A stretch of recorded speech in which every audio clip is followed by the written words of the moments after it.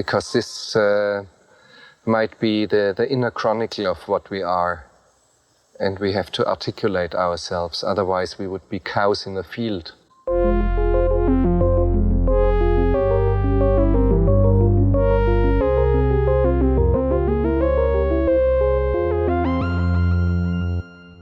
Welcome to Cows in the Field. This is a show in which we discuss philosophical themes in popular films. My name is Justin. I'm Laura. And today we retreat to Helm's Deep to defend ourselves against an onslaught of Saruman's Uruk-hai hordes. That's right, we've reached the Two Towers in our Lord of the Rings miniseries. Look to my coming, at first light on the 5th day. At dawn, look to the east.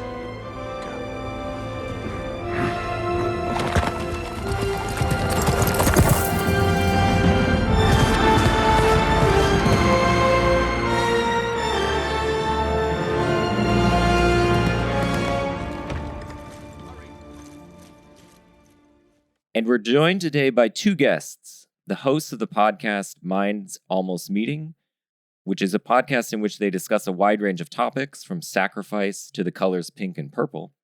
Our first guest is Agnes Callard. Agnes is a professor of philosophy at the University of Chicago and the author of Aspiration, The Agency of Becoming, and a regular contributor to the New York Times, Boston Review, The New Yorker, and the Chronicle of Higher Education. Welcome, Agnes. Well, welcome back, I should say. Yes.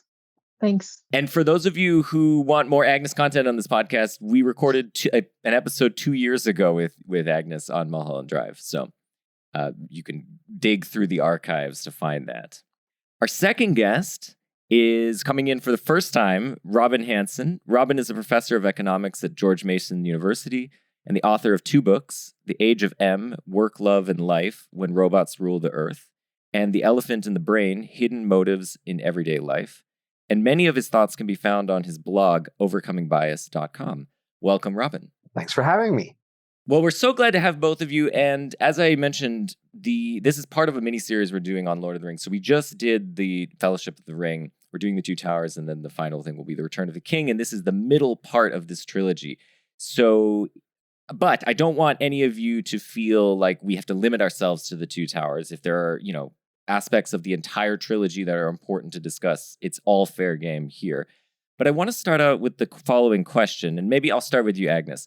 So what's your history with the books and the films? So, when did you first encounter them, and how has your relationship with them changed over time? I read The Hobbit as a teenager, and I liked it, and I believe I started the Lord of the Rings books, but never got anywhere with them, found them boring. And I watched these movies for the first time, maybe whenever it was, we talked about them on Twitter, like 6 months ago or something. Okay. I had never seen them before, so my history with them is not very old. I resisted watching them. I thought, I don't like action movies that much, and I thought they would be boring. So that's basically, that's why I didn't watch them for so long. Well, I'm curious, how did they stand up to that initial thought? I mean, were you surprised? Were you impressed? Or did it just confirm what you thought? I did find them somewhat boring.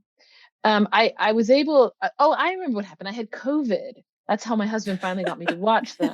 I was like in this weekend stay and I couldn't do anything. And he promised me we wouldn't have to watch more than an hour at a time ever. So we watched them like a mini series over weeks, because we watched the extended versions of all of them, but we'd only watch like 40 minutes to an hour. And I could take like 40 minutes or an hour of it.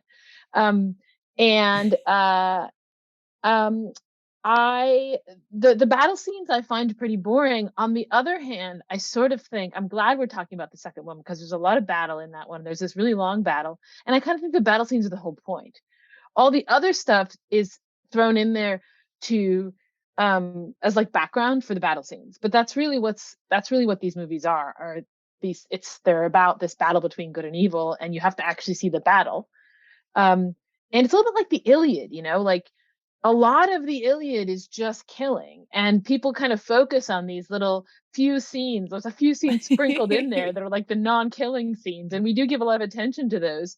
But it's important to understand that, like, basically what's happening is the killing, and even if the killing is kind of boring and repetitive, that's literally where the action is. The action of the action movie is killing. All right, so Agnes Callard, Lord of the Rings are boring action films. I love it. Agnes, I am like terrified for what you just planted into Justin's head. Whenever I am ill now and in a weakened state, like what is Justin? It's going to be slow cinema, I bet. Justin's going to be like, there's a 30-hour Hungarian film. Like, don't worry. Say the Hungarian movie. Sorry. Shorthand tango. Yeah, exactly. No, we have not braved that, but that will be a multi-day affair for us. When I am like feverish and unable to resist. Robin, you've seen these movies before 5 months ago, haven't you? Not only that, I read the novels when I was in college. Excellent. In the late 1970s, because I'm that old. So, and they got under my skin. So, I loved them. And then, when the movies came out, like many people, I was afraid of whether they would mess it up. And I liked the movies, and my children liked them too. So that was something I shared with them. But like most things you love when you're young, when you go back to later, you kind of wonder, did it earn its love? Should I have loved it? Yeah. So, I'm thinking about that now, like we're trying to engage this and ask, does it deserve it? Yeah. We want to know how they've held up. And I guess that's something we'll come to as we go along. But one of the things that you guys were talking about on Twitter, which is one of the reasons that prompted us to invite you to come do this, was you guys were talking about both sort of who the hero of the film is, and secondly, like who the most memorable character of the film is. And I know, Agnes, you have strong views on this. So I want to start with you. Can you give us your take on, I think these two questions align for you, but can you give us your take on this? For me, they do align. Yes.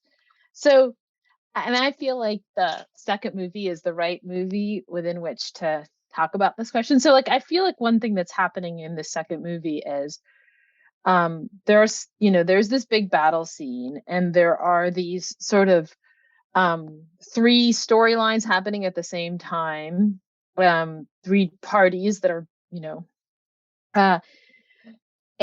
but there's another thing, which is that there's like a series of characters that undergo transformations in some way. So one theme of this movie is transformation, right? So we have Gandalf becomes white Gandalf. Theoden goes from being the possessed, sickly king to the healthy king. Faramir is sort of transformed and works into this role of like moving away from his father, and and even Treebeard, you could think, undergoes a sort of transformation from being like a slow-moving ant to being like an action hero, right? But the central transformation, the central figure, like whose transformation is in question, I think, is really Gollum in this movie. And he kind of goes from this predator, right? He's initially this predator of Frodo and Sam, to he has this moral awakening by way of a conversation with himself, and then he is abused, and it's a tragedy. I mean, this movie from the point of view, and he tragically transforms back into bad Gollum. So I see his transformation is the central transformation, as I understand it. So that's like one way in which he's the central character, and he's wrangling with this difficulty of good versus evil, which is of course what all the movies are about, right? He's like trying to be good, and there's something really heroic about he's trying to be good totally from his own resources, right? He sort of has no one to help him, and he wants a friend, but it's not even clear that Frodo is his friend. Can I add something on that point? Yeah, I do think it's actually interesting because it's Frodo who shows kindness to him, which seems to bring him back from the Gollum, to Smeagol. So it's in a way it's and Frodo shows him that kindness because he understands him. He's the only person who understands him. Maybe Gandalf does, but he's like a god type creature. But Frodo understands him because he bears the same burden as Gollum did. And so there is this, I just want to mention this. We'll come back to it, but there is this way to think about Gollum as an addict character. But if you think of it from that perspective, then Frodo, Gollum, their interaction is actually that of very similar to like Alcoholics Anonymous, right? To addict circles who show support for one another by recognizing the trauma that the other has undergone. Anyway, I just wanted to mention that. That's great. And I also think Gollum represents Frodo in a way. Like he is what would happen to Frodo. And Frodo sees that, right? And Frodo sees that, like, if Gollum can't be saved, I can't be saved. And that's why he's clinging to the possibility of saving Gollum. But it's just, maybe it's a step back more generally. Like, part of why I think Gollum is the hero of all of these movies is just that otherwise there are so many heroes of all of these movies, right? It's almost like if you just had one, I mean, if you just had maybe Aragorn or something as like the heroic knight, but then they throw in Legolas and they throw in Theoden and Gandalf and Frodo and Sam, and like there are all these good guys who are kind of pure goodness, right? And if you're going to try to name a hero, you'd be kind of tossing between all of them. And it's almost like the movie forces you to toss between all these guys, all of whom have, their comic moments or whatever. And to me, Gollum stands out as like the one who really wrestles with evil. And so it's almost as though the other ones knock each other out of contention. That's the way I see it. I think emotionally, from the point of view of a typical reader or viewer, the essence of the story is to place yourself in the place of either Frodo or Sam as an ordinary person on an extraordinary quest in a world of other extraordinary creatures and people. And so that's the essential distinction between sort of a main character and a hero. That is, the main characters here, Frodo and Sam, are not traditional heroes in that they're not extraordinary in the way that traditional heroes would be extraordinary. You're supposed to imagine yourself as those characters, and the moral challenge in the story that's supposed to compel you is, would I do what they did? Could I do what they did? What they did didn't require fantastic physical abilities or mental abilities or any of those things. The key thing was, could I keep going and not quit? And could I resist this evil temptation, pressure? It's ambiguous exactly how in your mind the ring corrupts you, but somehow it does. And so it stands in for this metaphor of any kind of corruption that might put you off of a path. And that's why it's this powerful lesson for all of us who fear all sorts of things corrupting us from our initial paths. We were asking ourselves, would we be that? But of course, if that were the only characters in the story, it wouldn't be that interesting, because we want action and things to happen in extraordinary events. And so all these other characters are there to provide those, including Gollum. I mean, so I think Gollum is a great character, one of the most interesting characters in literature that I can recall, but he doesn't represent somebody the reader is supposed to project themselves into so much. Although I do think it represents, as Agnes said, the future of Frodo. And so you're asking yourself, do I want to go down this path if that's what I might become? And that's the thing that grabs you in the story, as far as I understand. I feel like there's a way to line up these 2 points in which, and I'm just curious what you think, Agnes, about this. So Agnes's point is, Gollum is the person, as the hero, he's the person who, in a way, has to face the burden, the most burden, maybe. He's the one who's caught in between the two forces of light and darkness. He's being pulled in both directions, and he's in, part of what's his heroism is managing that. Whereas the other characters seem in some ways clearly on one side or the other. So there's something about being sort of pulled in these two directions that makes him more heroic.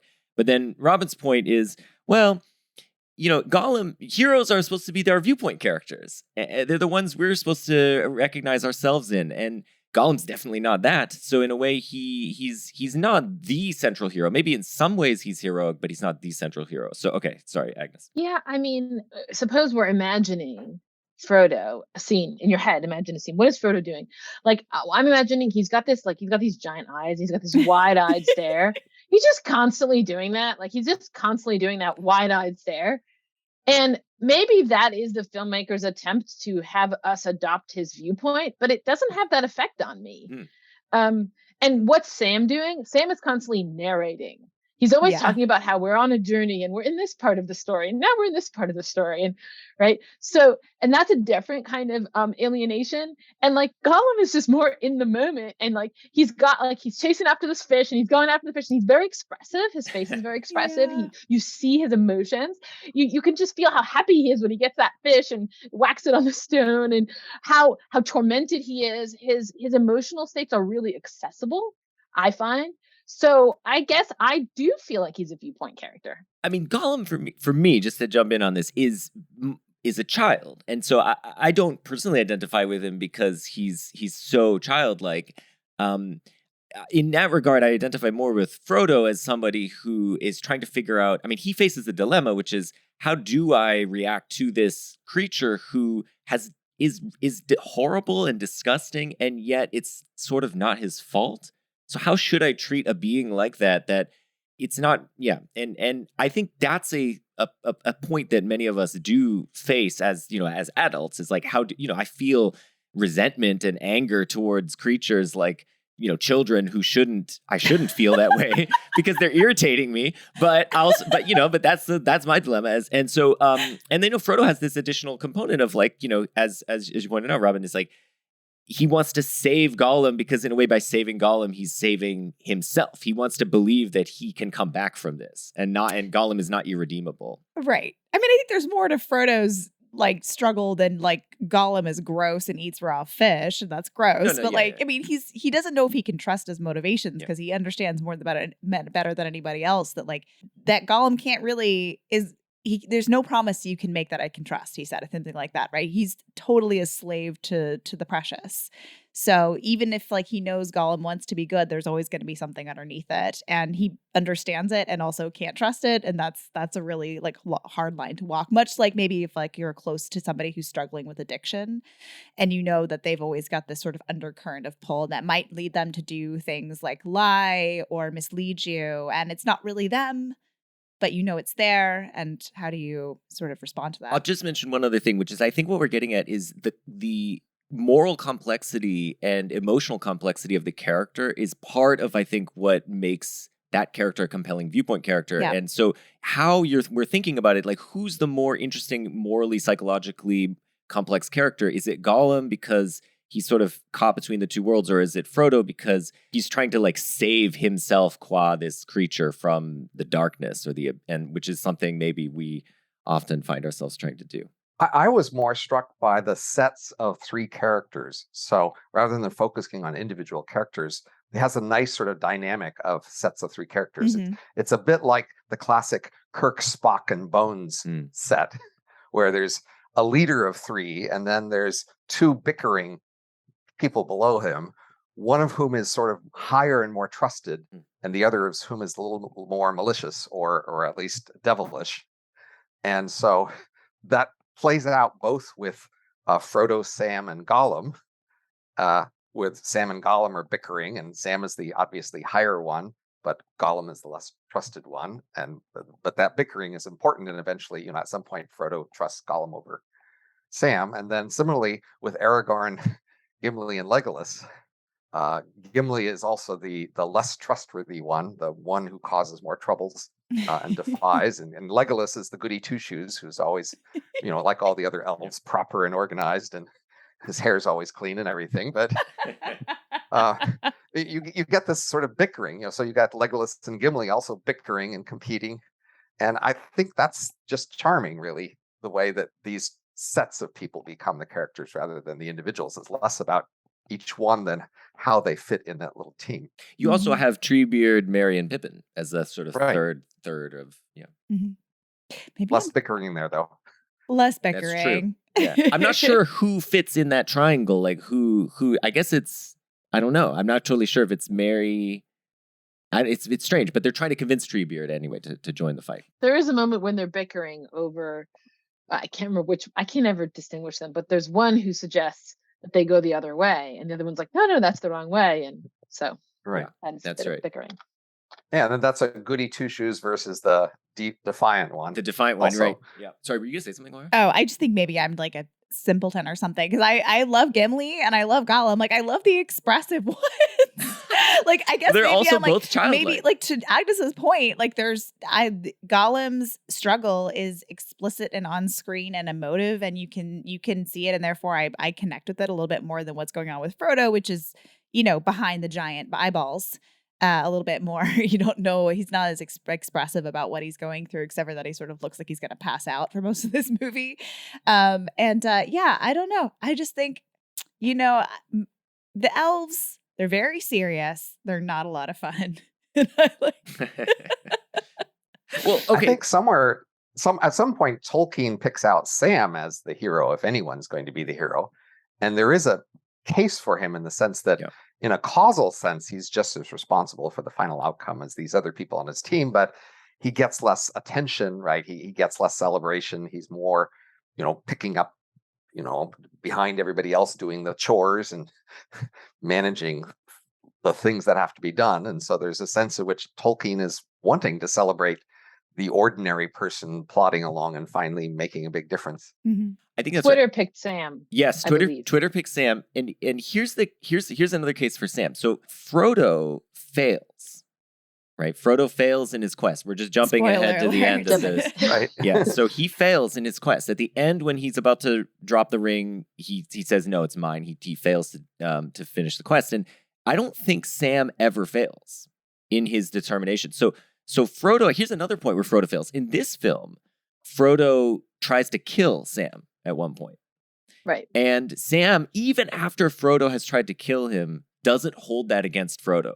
He says he understands. And what I think is so interesting too about this is it's a kind of magnanimous understanding, because he doesn't hold the burden that Frodo understands Gollum because Frodo's bearing the ring and he knows what Gollum's been going through. But Sam doesn't understand Frodo in that regard. He's never had the ring. So he's purely as an outsider just empathizing with this person. Right. And I think there's something admirable about that, because it's incredibly difficult to do. And even when this person is trying to kill you and is a real jerk towards the end of the, in Return of the King, he's a real asshole throughout a lot of that. And Sam nonetheless continues, he's dragging him at various points. So there's something to be said about that, those little small victories that Sam has. Yeah, I hadn't thought about it that way, because I was actually thinking about Sam as kind of not having a lot of empathy because of the way he treats Gollum. But of course, he has so much empathy in it. I didn't think about it as being magnanimous in a way that Frodo's empathy is a little bit more self-interested, his empathy for Gollum, because he has to believe that Gollum Smeagol can come back from the brink, because it's about him, about Frodo. So that raises an interesting, if we go back to Robin's trios, if we have Aragorn set over Gimli and Legolas and Frodo set over Sam and Gollum, and in both cases you have competition. There's competition between Gimli and Legolas, and there's competition between Gollum and Sam. The two kinds of competition take a really different character, right? And so, or you're just saying, Sam is not very sympathetic to Gollum and is kind of mean to him, and it's clearly partly competition. That is, Sam is kind of jealous of Gollum a little bit. Like, Gollum wants to be Frodo's number one friend. And so there's this thought, which of us is the real friend of Frodo? Which of us really? And Gollum understands what Frodo's going through, and Sam gets that he doesn't understand what Frodo's going through, right?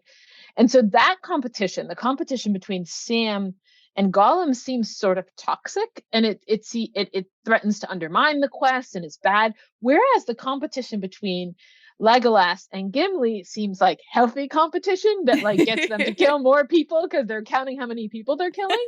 So I wonder if that's part of what's being shown to us, is these two different forms of competition. So that second competition, I was pondering why it wasn't sacrilegious in a sense. That is, they set up this war as this terribly serious, important thing, and then they're playing this game within it. And you might think that would be a little, disrespectful to sort of everything that's at stake. But I think it fits into the larger theme of the whole story, which is that, everything depends on these people's moral determination or consistency and loyalty.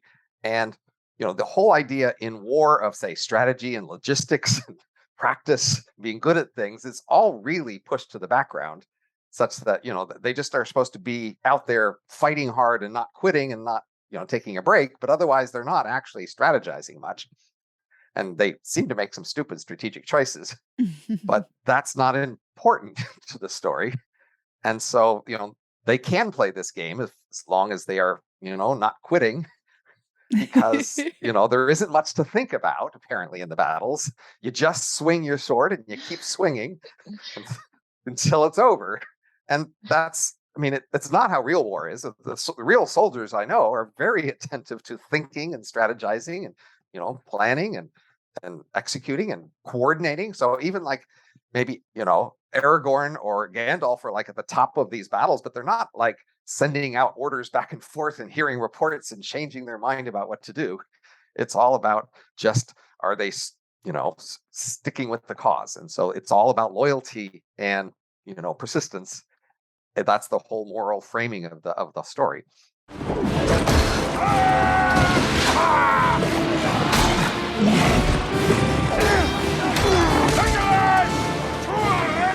I'm on 17! Don't point to you, I'm scoring me!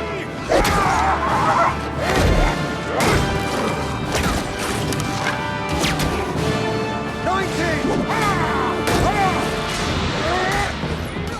I like that point, Robin, and I have a view about the potential sacrilegiousness of that conflict. So, or the I don't know what the game they're playing within this within the war. So, I think it serves two functions, and they're sort of the same function, but at two levels within the story structure. So, I think first of all that this stuff was put in the movie. I don't think it's in the books, but correct me if I'm wrong. Sorry, you're just the I'm talking about the Legolas Gimli counting thing. Thank you. So these movies, and books are for children, and these the Helm's Deep battle is really scary, right? It is horrifying. I mean, the whole idea that there's a horde of monsters banging down your door, and the only thing between you and them is like a bunch of farmers with dull blades, and you keep cross-cutting to show the people inside of the mountain and the absolute terror of that. That's really horrifying. And so I think on the meta level, what it's doing is functioning to do is to like provide some levity for the audience so that they can like breathe a sigh of relief during these otherwise, really stressful battles. But then I think that's also functioning within the story, because I think what's going on is that these warriors, in order to persist through a battle that they think they're not going to win, right? Legolas at one point says, we're all going to die. Like, these people are going to die, which presumably that means he's going to die too. They're trying to meet their fate with courage. And part of the way that they bolster that courage is, I think, by engaging in this kind of game-like structure, which keeps them from, facing the desolation of their existence, And so anyway, I think maybe it's functioning on two levels in that regard. So I recently watched Top Gun Maverick and the Top Gun. And just as the side comment, basically, I also recently saw some like actual pilots on doing podcasts about UFOs. And the contrast was so striking that in Top Gun pilots, they're all focused on sort of emotional management and, making sure they keep their emotions in control and that they're ambitious, right? And real pilots weren't at all like that. They're focused on like practicing and getting good at things and like being methodical. And so it just points to sort of general war movie theme, which is most war movies, I think, are about, you imagine yourself in the war and you don't ask yourself, would I be good? Yeah. Would I be accurate? Would I be, would I remember my training? You ask, would I quit? Yeah. Yeah. Which it says, we aren't actually that confident of ourselves in these situations. If the main focus is, would I quit, as opposed to, would I actually like do a good job? Yeah. It's a more compelling and understandable and relatable emotional arc for a for an action sequence. Although I will comment that one of my favorite subgenres is people doing their jobs well under pressure. So I really love the old special forces movies where the guys are emotionless, just doing their tasks with total precision. But I think you're right. In many cases, the emotions are extremely heightened, and I think that's for the reason that you mentioned.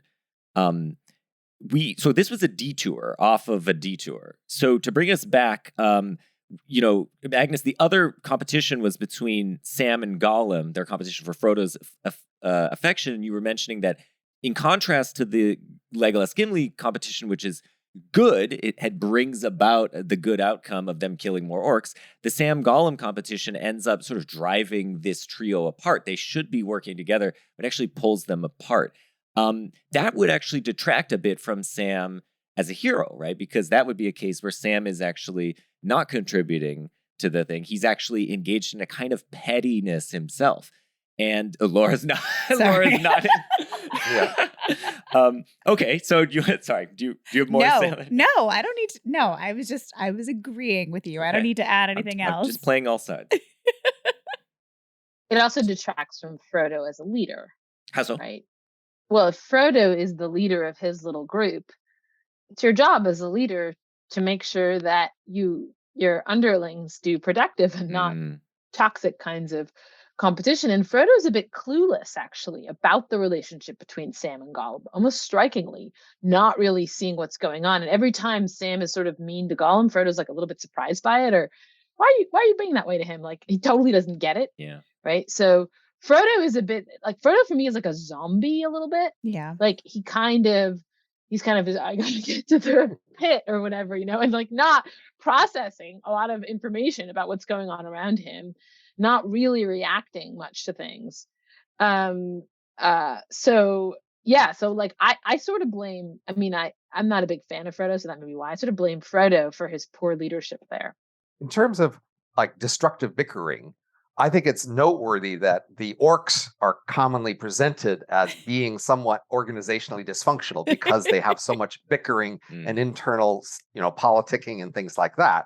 So, the movie tries to sort of give us a lot of clues about why the good guys are the good guys versus the bad guys. So implicitly, clearly, we viewers have doubts about whether we should really be killing all these people and whether we are justified in being. And the movie is using all these little clues. And I think that's part of sometimes controversy about movies like this, because they make all the good guys, pretty and well organized and have nice clothes and they're all white.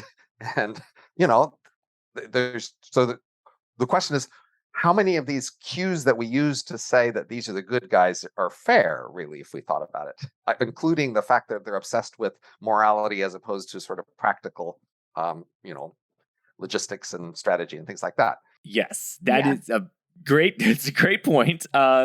And have you guys seen this recent Charles Mills essay that was just that was sort of published posthumously? It's called, let me pull it up here just so I get the actual title. It's called The Wretched of Middle Earth, an Orcish Manifesto. And, in this, he argues that shorthand that you're talking about, Robin, of how we distinguish the good and the bad guys is drawing on something that's more than just the kind of, white is good, black is bad, but actually on racist Aryan ideology that's embedded in a lot of the both the myths that Tolkien is drawing on, but also, I guess, in the air at the time he was writing this, and not just with the Nazis, and basically Mills gives this interesting argument that the elves are effectively the Aryans, and then the orcs are like, and all this people who support Sauron are all the like Semitic, the people from the Middle East, basically, in Africa. And so and then in between are these Anglo-Saxons, and those are supposed to be the hobbits and the men. And anyway, yes. So I think it's interesting that this is all being utilized as a shorthand. And in the movie, one of the pieces of the shorthand, I guess in the books as well, is also that is the identification of the orcs with people of lower class and not in both lower economic class as well as race, but they all speak in Cockney accents, and they're also, Mills points out, they're the only people who seem to do any work, any labor. Because nobody else is ever working. The elves are always just like walking around in their beautiful villas. Nobody's really actually toiling and where are all the farms, one wonders. Right. Yes, apart from the hobbits. The hobbits are farming. Yes, that's true. Or even the builders. Like, we see Helm's Deep is this huge thing, but we never see anybody who could be making such a thing or even repairing it. Exactly. There's also the environmental industry axis, which we're supposed to cue off of. Yes, the good guys are like into nature and farms and nice gardeny things, and the bad guys have polluted their land by building and having machines out there doing stuff, and which makes the smoke go in the sky and makes it dark and not smell as nice. And that's the sign of the bad guys, right? That's right. Right.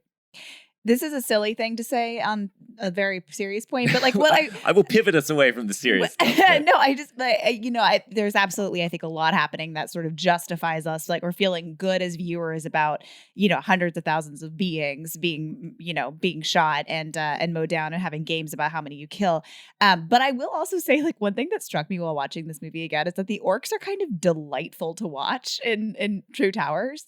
The scene in which they're arguing and bickering is funny, first of all, but also like watching them in battle is actually kind of a delight. I feel like the first movie is all about how gross they are and their teeth and the goo, like there's just like, it's so visceral. But the second one, when they finally get into battle, they look like they're having a damn ball. Like like they were made for this. Like they're just They were made for this. They were made for this. The guy who's running in with the bomb, like he's having his like chariots of fire. The Olympic moment. torch runner guy.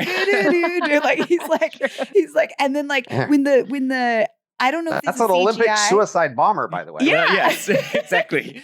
And I don't know if it's like if they use CGI or it kind of looked to me like they got like some Cirque du Soleil level acrobats or something to like ride up those ladders. The ladders. Yeah. But like they're like balletic, I just like I could watch orcs fight, for I guess 39 minutes is how long Helm's Deep is. Right. But I was kind of pleased just watching it in the background doing their thing. We ain't had nothing but maggoty bread for 3 stinking days. Yeah. Why can't we have some meat? What about them? They're fresh. They are not for eating.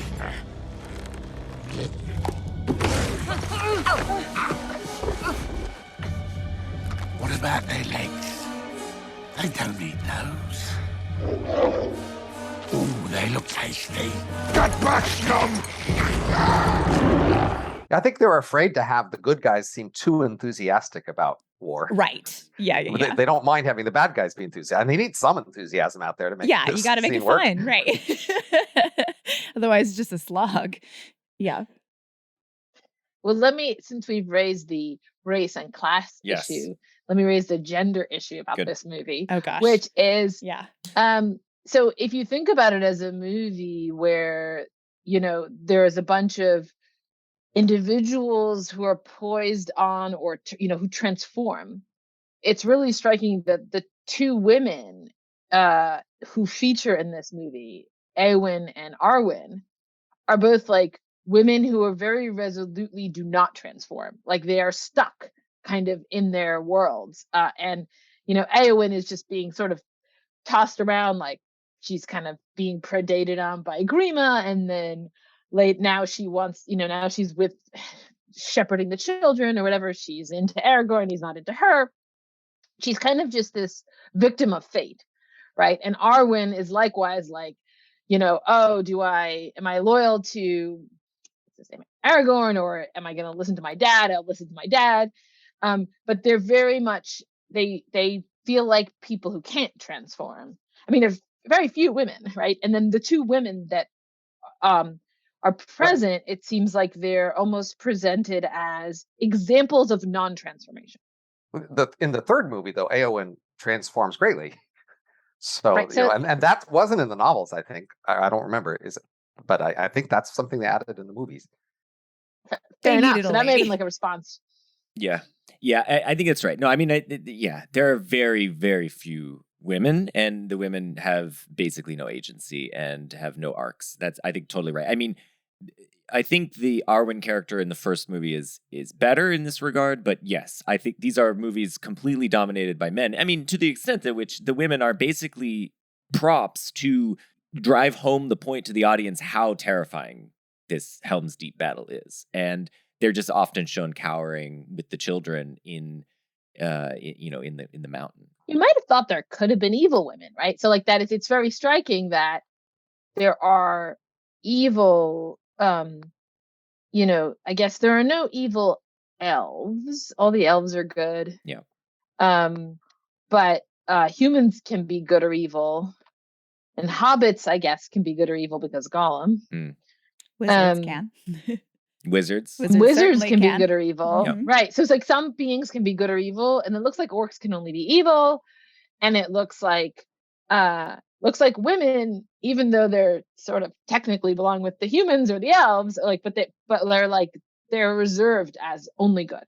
It's worth also mentioning that there are mentions of women in this movie. So for one, they talk about dwarf women, and they talk about how nobody knows if there have been dwarf women dwarves just spring out of the ground, right? And also notice, how are orcs made? They seem to just be growing, at least the Uruk-hai are growing out of the ground. Like, women are not even needed for some of these races. I mean that's not totally true, but it's presented in this way as if we don't even need women. We could just grow or create our beings sort of by cellular Ladies division. just get in the way.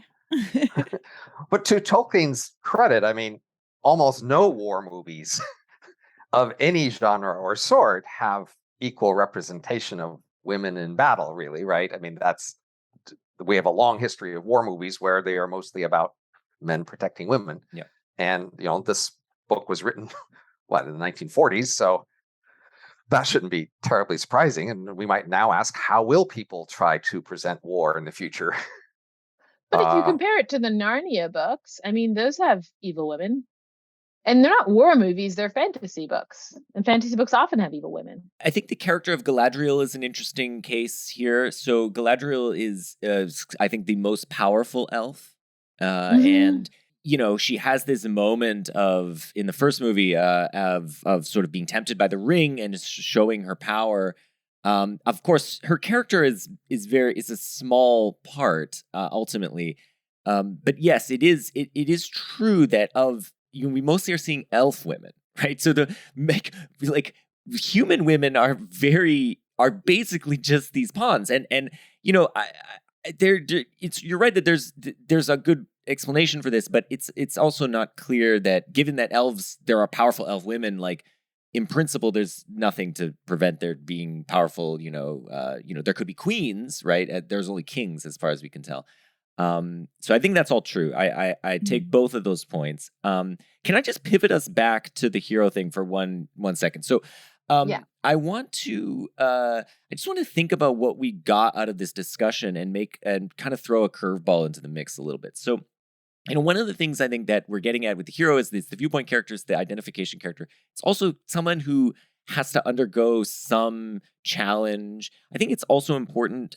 My own intuition is it's important that heroes be people who, they perform great deeds, but it's not just that they perform those deeds. It's that they have to do so through some kind of strife, and it can't just be in their nature to perform those deeds. So I don't think God, for instance, is a hero. God can just do whatever he wants. So God's not a hero. God's not dead either, Laura. He's living on the inside, roaring like a lion. God's not dead, he's surely alive. Okay, but more seriously, so if you think of it that way, one thing that, just as a background about how these races are supposed to be envisioned by Tolkien. So the men humans are supposed to be the races that are really the only ones that possess a kind of strong free will. So they're the only people who can be truly tempted by evil. Like, the elves are sort of angelic, and as we've noted, they kind of just are good. The dwarves only really care about getting gold and stuff. That's like all they care about. Hobbits just want to farm and smoke weed and chill. And it's really the men who actually face these what we would think of as moral conflicts. And so if that's right, then you might think that actually the burden that Frodo bears, he can bear it because it's in his nature to bear it. He's not actually tempted by the ring in the way that, he is a little bit, but he's not tempted by the ring to the same degree that someone like Aragorn or Boromir is, right? In the first movie, Boromir, is a tragic character partly because of his temptation. He fails in his quest and ultimately dies as a result of it. But if this is right, then I actually think there's a case to be made for Aragorn as the hero. And in part, not because of any of the battles. So I think that, Aragorn's a great warrior and all that, and it's great. But I think he demonstrates his heroism at a pivotal point in the first movie, which is when he refuses the ring. And this comes at the end of the movie, and he says, I would have followed you to the end. And he just closes Frodo's hand over the ring. And what I think is so interesting about that scene, and one that I kind of always come back to, is that there's no there is a temptation, of course, we know because he's a man, but he acts with virtue in that moment. He does what needs to be done, and there's no second guessing, and there's no, he's not like rationalizing anything. He just is doing what needs to be done. So he acts sort of, he's in a way like, the virtuous person, right? And I think there's something really powerful about that, and about him just acting in the correct way in that moment. And I think in this movie, the moment where he sort of shows that is when in Helm's Deep, they're like, all is lost. We're beat back. We're inside of the castle now. We've lost everything. Everyone's dead. The orcs are banging down the door. And he rallies Theoden. He says, let's go ride out. Because he knows that, Gandalf might come on the sun of the first day or the fifth day. And so, but that's an act of total faith. Like, that's his big leap of faith moment. He's potentially riding to his death, but he does it with courage, right? So he shows courage in that moment, and he rallies everyone to just ride out. And so I think there's something to be said for these ultimately small and largely potentially insignificant moments in a way as being moments of real true heroism. And so for me, that is part of what I think makes a good case for Aragorn actually being the hero of the story. So much death.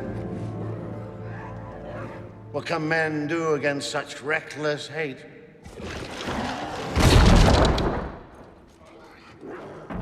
Ride out with me. Ride out and meet them.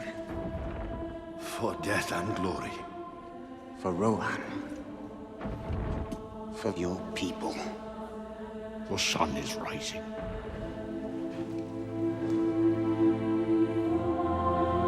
Look to my coming at first light on the fifth day. At dawn, look to the east. I think, again, the center of this story compared to most fantasy or heroic stories, that every time there's a viewpoint character, you as the reader have to imagine, like, what would it take for me to be that character? And, I'd have to be a princess, or I'd have to be a strong person. And, for most of us, it's hard to do the projection because it's hard for us to believe that we could be the super pilot or whatever else it is that the viewpoint character has. And Lord of the Rings says, all you need to be the best viewpoint character here is just some sort of determination not to quit and to resist this temptation. And that's the center action that the characters take in this story. And I think most people can find it easier to imagine that about themselves than they could imagine, their being a great fighter or these other sorts of things. And so that's why I might think, maybe Frodo and Sam are okay as being the viewpoint character, but Aragorn also stands in though for that key point. As you say, the key thing that you're imagining in this movie is, I resisted temptation. Would I resist temptation? Could I? Would that be what I would do? I sure hope I would. Yeah. But at least you can. It's within your grasp, the sort of thing you might plausibly do. I love that idea and it's so important too, because you see how difficult it is, partly because you see Boromir fail right before Aragorn succeeds. And I think that contrast is really important. And it gives you pause as to, like, would I do it, right? Would I be able to do it? So it sets up the right amount of conflict in you as a viewer.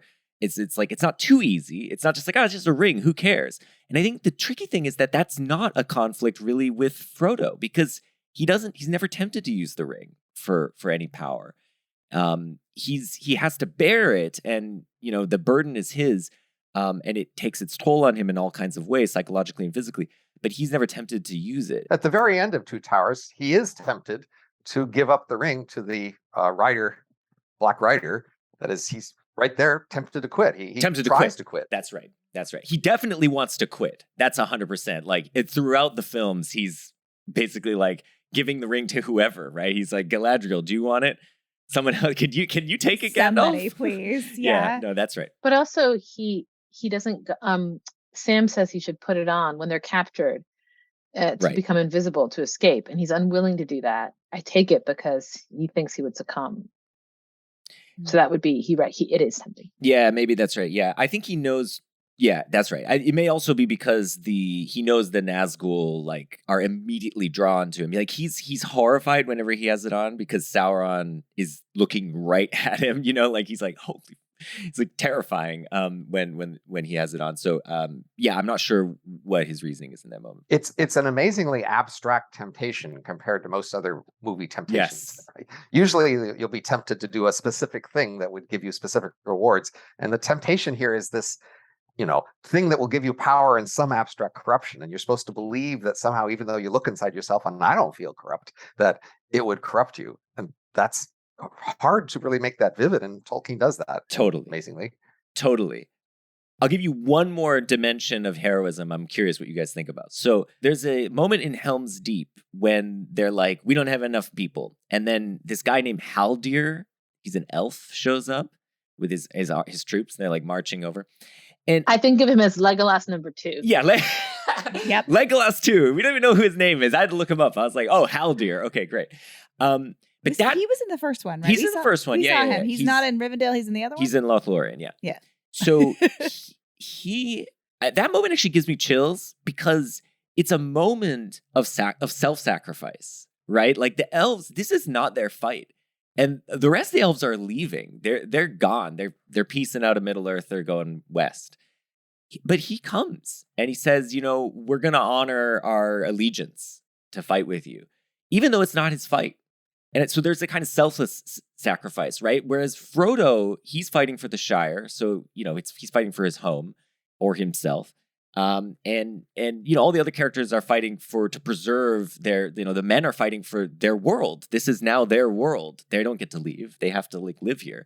And so, but the elves aren't. And so when the elves come, I think that selfless sacrifice is actually quite heroic. And so I think it's another dimension of heroism that the film kind of brings out. I bring word from Elrond of Rivendell. An alliance once existed between elves and men. Long ago we fought and died together. We come to honor that allegiance. So I wanted to respond to the suggestion of Aragorn. Yeah. And then I have a thought also about the Legolas too. So I feel like Aragorn is like part elf, and it really comes across like he's kind of he has this kind of beatific, calm demeanor. He never seems disturbed or upset. Not even when he's like half killed, and then he kind of comes back and like he should be like he shouldn't be able to fight, right? And like maybe I'm just not remembering in the first movie him being tempted by the ring, but I don't remember him being presented as like being really tempted in the way in which some of the other characters are, right? So I guess I don't feel like he struggles much. I don't feel like we see him struggle. I feel like he's sort of elfish in not struggling. And just as this is like, a little bit of an unfair move, but I happened to see reading some stuff before today, Tolkien apparently gave as the person who's most like himself, Faramir. Which Faramir is like, it's like you might take the elves and then you go one notch inward towards human and you get Aragorn, and then you go one other notch and you get Faramir, right? And you keep going and you get Boromir. But maybe Faramir is like a little bit like a sweet spot. He's torn and he's conflicted because he makes the wrong decision and he changes his mind, right? But he's able to change his mind.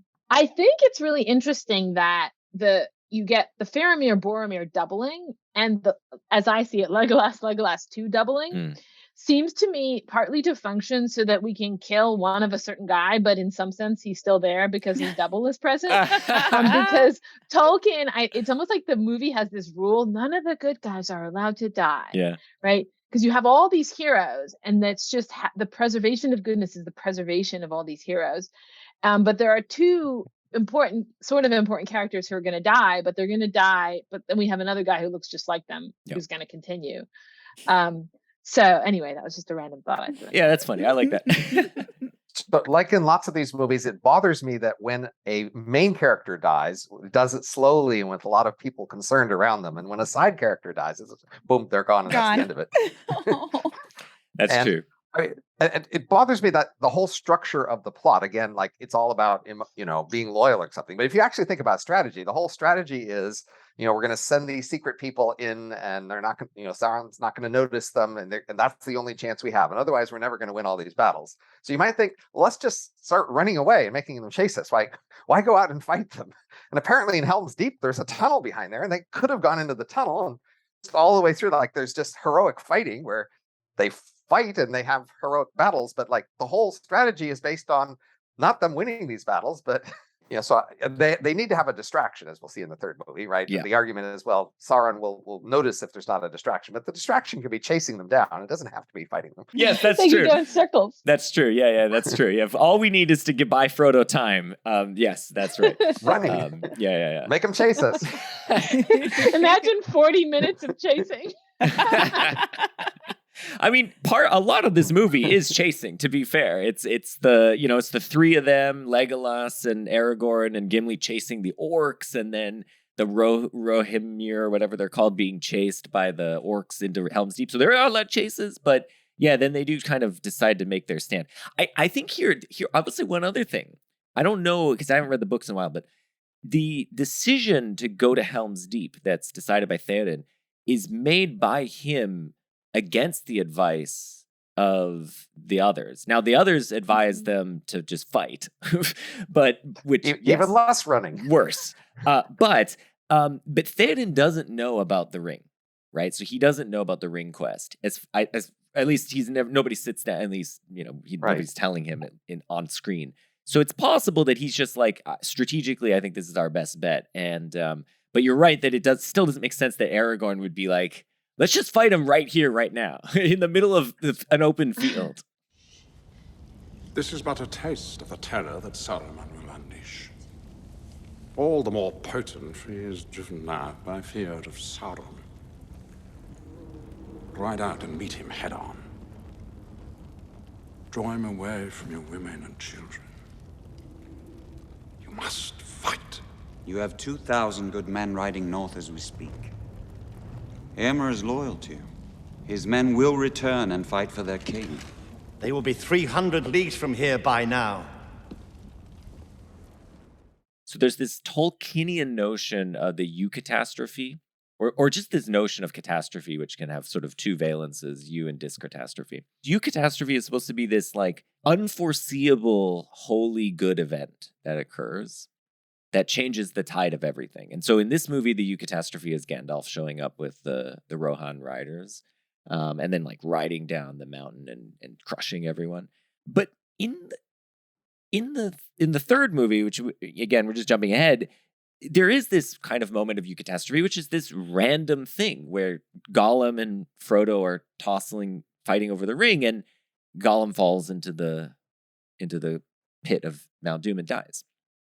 It's random. I mean, it just is this, nobody is intending to do this. It just happens as a result of a side effect of what they're really trying to do. And I think that's a very stark and striking result. But I guess I just wonder, like, for all the stuff we're talking about heroism and people like striving and this and that, you might think it, in a way, comes down to these moments of, unforeseeable moments of just pure goodness that are, I mean, in the case of Gandalf, it's not random, but it is almost felt as random. And in the case of the destruction of the ring, it truly is random. And that these are actually the moments of total, that actually change everything. What does that say about, all the striving that these people are actually going for? I think that's, it's sort of pessimistic in a way. Like we're striving, and then it just comes down to like a roll of the dice in the end. And I don't think people consider that that they in their homeland are the result of those prior random events, right? There were previous battles and somebody won and somebody lost those, and they are the descendants of them, but there can't be that sure they were the good guys. Yeah. And in some sense, this happened, the book was written right after World War II. And so it inherits this assumption that, of course, we're the good guys, right? And then you have to have all these clues, but nobody ever says like, okay, if Sauron won, like what bad thing would happen exactly? Okay, like he would be the ruler. Maybe we'd have to pay him taxes. We already have to pay some other people taxes. He'd be a king. He wouldn't be a democracy. We already have kings. Like, what exactly is it? He's going to bring industry, right? He's going to pollute. Is that really what we're fighting over? never make it clear, right? And they don't need to, right? There's just this assumption that the enemy is over there and we're here, and the enemy wants to come here, then they're bad and we're good, and that's the end of it. They do say that he wants like the end of man, or like there's this thought that Sauron wants to eliminate humanity. It's kind of genocidal. But presumably all these humans who are fighting on his side, that's not what they've heard, right? There aren't a lot of humans fighting on his side, are there? Well, Worm tongue. in the third movie, it's and book, it's made clear that he's sort of gathered all these men from basically the Middle Eastern part of the Middle Earth, where they're loyal to him. Yeah, they're the people who are riding the elephants and all that. Right. Oh, right. That's right. The elephants. That's right. That's a really interesting. I had never heard that word before. I guess it must be EU, right? Catastrophe. Mm-hmm. Catastrophe, like a good catastrophe. Yeah. It sounds to me like kind of like Deus Ex Machina or something. Right. You know, where like a magically good thing just happens, like in a tragedy, like where they literally sometimes would wheel a god onto the stage, and then the god kind of fixes everything. And that the thought, and I think it's not just Gandalf. It's also the elves, right? That's also kind of a moment of that's right. Things magically working out. Maybe you're supposed to, maybe it's somehow the religiosity of the movie and, story that, yes, we're supposed to believe in free will and that human beings have to like strive for goodness and all of that, but not without the grace of God, right? Mm-hmm. And so if it weren't for these moments of like God's grace showing up, we couldn't succeed. And that's, as the viewer or the reader, you're supposed to have that feeling. You're not supposed to get too uppity in terms of what you can achieve. Yeah, I like that interpretation. I mean, and that jives with exactly Tolkien's worldview. He thought what he was doing was basically reinterpreting, just like C.S. Lewis was. The two of them together thought they were sort of reinterpreting Christian mythical traditions in this way. So that's one of the things they thought they were doing. And it was hard to see how that was happening it wasn't just obvious to me. But this is a great example of that, I think, actually, Agnes. And it's somewhat incoherent, I think we have to admit. That is, I think we all in our souls like believe the good guys would win in the end. And then we also are supposed to believe that it was kind of random whether they won. Mm-hmm. And it can't be both ways. Well, I mean, the randomness, what I meant by randomness, which is compatible with what Agnes was saying, was that it was not the result of our will and intention. Right. So it was just things happening beyond our power. Now, that could have been guided by a divine source rather than just being totally random. And Gandalf does at points point to some larger forces that, he is that's right. pushed by that, are making things happen. Yeah, there are gods in the Tolkien world, and the sort of head god is largely sort of absent, but then there are these lesser gods who are more active. I don't think, as far as I know, I don't think Tolkien was ever explicit that this was actually divine, and these sorts of activities were divine intervention. But I think that's really cool to think of it that way. Frodo and I'm just thinking about how Frodo and Sam sort of have this conversation, like, what are we actually striving for? Like, what are we doing this all for? And all Sam can say is that there's good in this world. Yeah. Which is maybe just to say, like, we just keep toiling away, waiting for a Eucharist, a eucatastrophe, right? We just have a faith that the scales are slightly, even if just slightly more tipped towards good in this world, and we're gonna have a eucatastrophe, and like we just have to not quit until it happens, basically. Right? Robin's point. And we have faith that our side is the good side compared to the other side. Right, of course. Yes. Never question. There's some good in this world, and it's us. It's us. Definitely us. It's not over there. Definitely us. Not them. They're gross and gooey. It's black, not them. soot-filled people. Because that's the other thing, is they're soot. So they're black not just in their skin, but because they're supposed to be covered in soot. That's the other. So it's the industry component. Oh, I see. Yeah. So as an old man, I couldn't help but notice how the orcs often look like old men. Balding and stringy hair and wrinkling skin. I definitely did not think horrifying. Just horrifying. Horrifying. And then Theoden, when Saruman leaves his body, he goes from like this decrepit old man to a pretty handsome, middle-aged man. There's some real ageism happening here. Now I'm concerned. I know, and I feel like they really like make a lot out of the fact that like Gollum's mostly bald, but he's got like a few of those strands. You know, I feel like they're really Gollum close is to super old. Let's be real. Yeah, he's how old is he? I don't actually know, He but is he's spry. Okay, we have to give. He is That's strong. true. He can. He's like spry, keep up energetic, habits. persistent. He's full of energy. He That acts is like true. our toddler. Yeah, the Yes. scene where he has the rope around his neck and he's screaming, "It burns!" Yeah, I really saw my son in that moment. Do we believe that it burned? I mean, just ask ourselves. Oh. He was just whining to get it off his head, right? As all parents in this room, we know it did not burn. But before we get to last thoughts, I just want to mention one kind of cool trivia thing, which I thought was, I just saw this on IMDb and I thought, that's really cool, and I want to mention it. So the guy who plays Grima Wormtongue is Brad Dourif, who's one of our favorite actors. Just love Brad Dourif and everything. He always brings a weird energy. So the scene the moment when he sees the army, like, and how big Sauron's army is, and there's a single tear that rolls down his cheek. So that was not in the script, there was no like they didn't plan for that. It's just Brad Dourif apparently could do that on command. And so he just did it. That's so that cool. scene did bug me in the sense that, like, that crowd out there had been out there for hours, yelling and making noise. And he didn't know. Yeah. Just around the corner. He hadn't heard a single thing. Walks around the corner. Oh, look, there's this huge crowd. The magic of movies. Love it. Last thoughts, round robin last thoughts. I'm just curious what you guys, anything you want to leave us with. I'll just say the trees are cool. We didn't mention the Ents once. Ents are cool. Also, I was wondering, Right. we were talking about ladies and like, whether the gender, are all the Ents boys or are they just like dwarves and you can't tell? Because trees do have sexes, I believe, right? There's girl and boy trees. So there we go. What's up with that? Maybe they're all mostly A lot of women. them have beards, but you could have a beard as a lady. Mm-hmm. I want to know. I want to know more about the Ents. I would have taken like 20 more Right. minutes of Ents. Well, personally. okay, so then we watched the theatrical cut, which cuts significant parts of the Ents. I'm sorry, we could have watched the extended version. Well, Laura. next time. The elves and the Ents both make the story's commentary on long-term change, right? So Sauron's trying to make change, and that's bad, especially as industry bad. But the elves are changing by voluntarily leaving, and the Ents are changing because they're just old.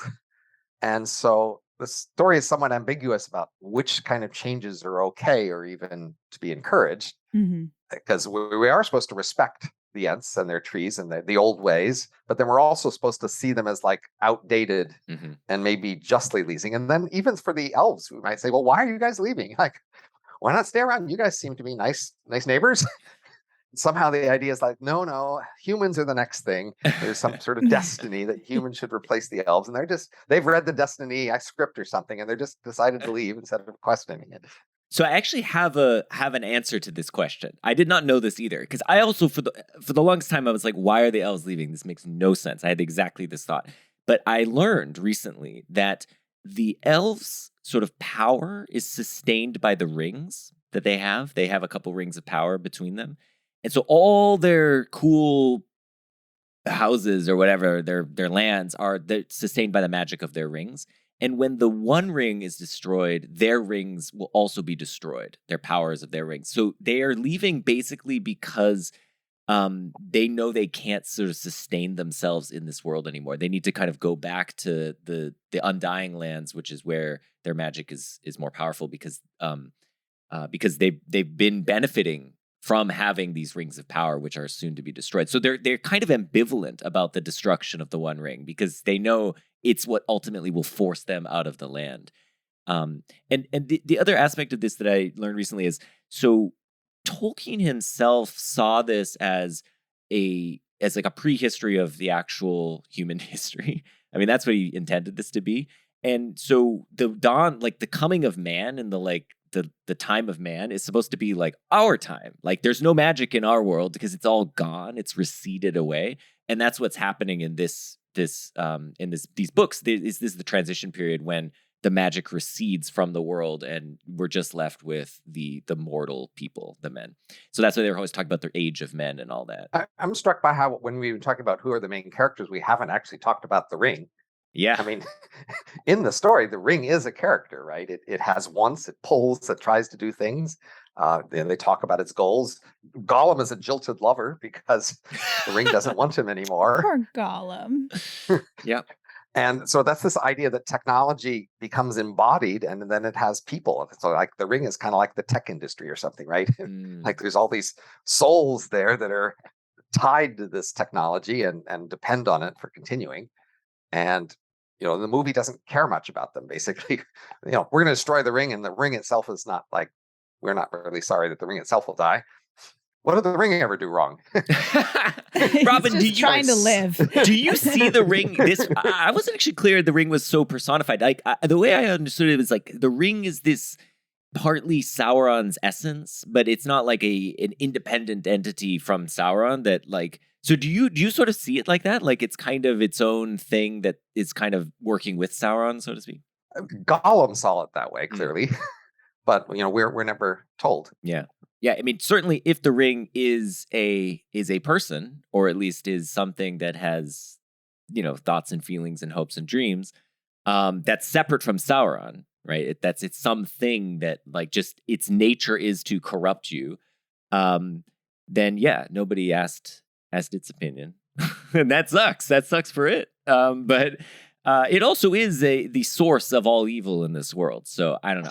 On the other hand, I'm like, maybe we shouldn't give it its day in court because it would end up corrupting someone, and so it's just it's the weapon, but Sauron wields the weapon. So they blame Sauron's drive to domination as the sort of key problem with the world, right? And this is a weapon that he's constructed to dominate with, but. Yeah.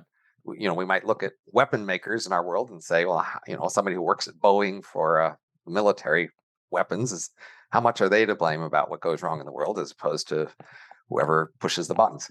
I mean, the tricky thing in this case is that it feels like the ring is both, right? It's both it's the corruptor and the weapon at the same time. So it's sort of like we're suggested that there's no way to use it for good. Like Gandalf says this at one point. He's like, I would try to use it for good, but I would fail. But I'm not sure why that is. I think that is itself a commentary on like Tolkien's view about the nature of power and its sort of ability to corrupt. But, being something that's this powerful, it like inevitably will corrupt you. Actually, that was something I was also going to ask you guys about, but I think we're running short on time, which is, the connection between this and the Ring of Gyges in the Republic. Obviously a ring that gives you power and turns you invisible, and ultimately is used to illustrate the very same point of the corruptibility of everyone. And anyway, but do you have thoughts on that, Agnes, as a scholar of ancient philosophy? It in some way, ultimately, from the point of view of the Republic, the opposite point is the point that's supposed to be correct, right? That is, the Ring of Gyges is raised by Glaucon as a worry that he doesn't share. It's not what I think, but some people say that the only reason why anyone is just is in order to secure the appearance of justice, and that if we could have such a ring, whoever had it would be unjust. And then the challenge to Socrates is to argue that's not what human beings are like, and that we want justice for its own sake, for the work that it does in the soul. And if Socrates is successful, he would convince him of that, and then it would be true that such a ring would be harmless for the person who has wisdom, let's say. So there'd be a ring antidote, right? And in some way, if we read, I think it's impossible not to read the ring as a reference to the Ring of Gyges. To say that even someone like Gandalf is corrupted by it is a way for Tolkien to be admitting no one in this story has knowledge. There isn't a person here who has knowledge of the good. If they did, they wouldn't be corrupted by this thing, because they would understand that justice is the health of their soul and that it's not to their advantage to like power. I mean, this is not from the Gorgias. Power is just the ability to get what you want. Mm-hmm. And if you know what the good is, you're just going to go for the good, and you wouldn't misuse the ring. That would be the Socratic line. Yeah. I mean, potentially also just Tolkien just disagrees with Plato on this point. It just thinks it's not just that they don't have knowledge, but that there is no that this is not, even wisdom is not sufficient to withstand such a corruptibility of the soul. I mean, Socrates encounters people who think that, so that's weakness of will. Yeah. But we've had many groups over the last century or so, like, who want to play up the story, like libertarians who are afraid of too much government, or people who are afraid of science knowing too much, right? Who want to use this metaphor of the thing that no one should have. It's too powerful, it's too corrupting. And that's a common theme that many people have. Yes, maybe in principle, some ideal person, but none of us can be trusted and no one should have this thing. Yeah. On that note, thank you guys both very much for coming on. And I want to just give a little blurb about your podcast, Minds Almost Meeting. So give us your pitch for the podcast and tell us where people can listen to it. So it's me and Robin disagreeing about a very wide variety of topics. And I think we mostly disagree, but I'm not sure that Robin even agrees about that we disagree. And we're coming at these topics. I'm coming at them from more of a philosophical point of view, and Robin is coming at them more from a social science point of view. And so we often can't even agree on how to frame the questions.